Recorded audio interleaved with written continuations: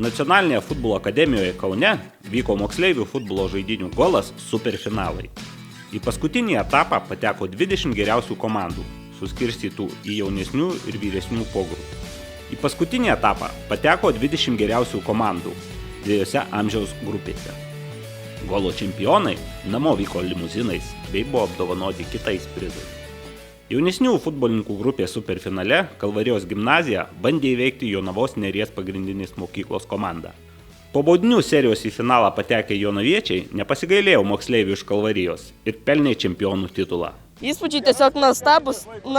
Diena buvo sunki, bet vaisiai tiesiog viską pasako. Pirma vieta yra nuostabu.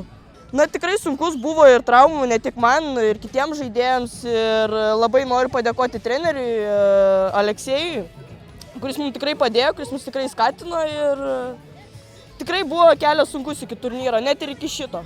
Finalinės varžybos buvo sunkios, rezultatas tikrai nieko nepasako, mes tikrai visi atidavėm visas jėgas, dar plius, kad čia yra Kalvarija, jie žaidė jau iš karto pusfinalyje, jie tikrai nebuvo taip pavargę kaip mes.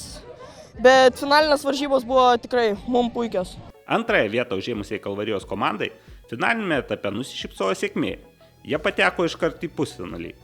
Sidabro medaliais pasidabinę jaunieji futbolininkai sulauks dovanų ir iš savo mokyklos. Iš tikrųjų normaliai, bet šiek tiek nusiminę, galėjom paimti ir pirmą vietą, tik tiek, kad atsipalaidavom po pirmų laimėtų.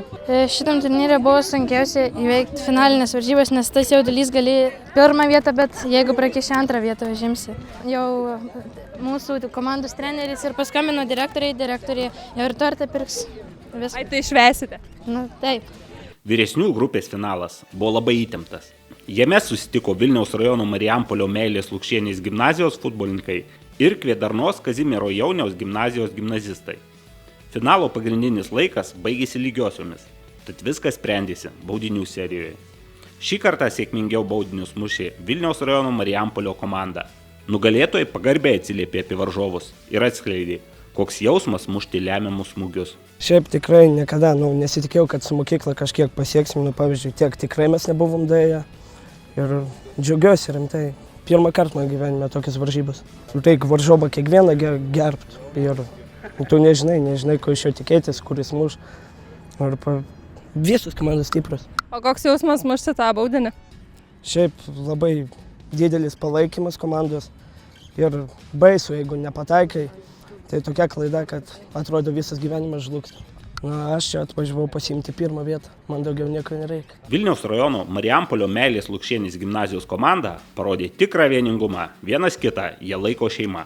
Komanda čia kaip šeima, šie vyrukai ir mergaitės yra patys šauniausi. Sunku buvo morališkai, tikrai, kai praleidė pirmą įvartį ir pralaimė, laikas spaudžia. O kaip atsigauti po to praleisti įvartį? Tiesiog reikia susikaupti, pamiršti rezultatą ir žaisti toliau, laikas eina. Aš palinkėčiau, nežinau, tiesiog siekite savo tikslų. Jeigu jūs to norit, jūs tikrai to pasieksite. Antrąją vietą užėmę moksleiviai iš Kvėdarnos neslėpė nusivylimo, tačiau teigė, kad pralaimėti reikia taip pat mokėti. Iš tikrųjų liūdna, galėjom laimėti pirmą vietą, bet yra kaip yra. Reikia mokėti laimėti ir pralaimėti. Labai sunku iš tikrųjų, ypač saulė, karštis, tiesiog neinu vietoje nustovėti. Iš tikrųjų mūsų komanda gera, neturiu nežinau, turbūt blogesnės negalėtų būti. Bet tiesiog gal nesusidarojom su to jauduliu, nes buvom irgi išėję vieną kartą į Kauną, dar blogiau sekėsi. Šį kartą jau geresnis? Šį kartą rezultatas tikrai yra geresnis. Tai kitais metais gal jau pirma vieta? Kitais pasistengsim tikrai dėl pirmos vietos. Tai yra daug talentingų futbolininkų, gali žaisti už mokyklą, garsinti mokyklą, miestelį arba miestą jau čia. O koks jausmas atstovauti tą savo mokyklą? Iš tikrųjų, finaluose atstovauti savo mokyklą, kai tu išeini iš visos apskrities, kai yra ne viena mokykla, 10 mokyklų ir tu laimi.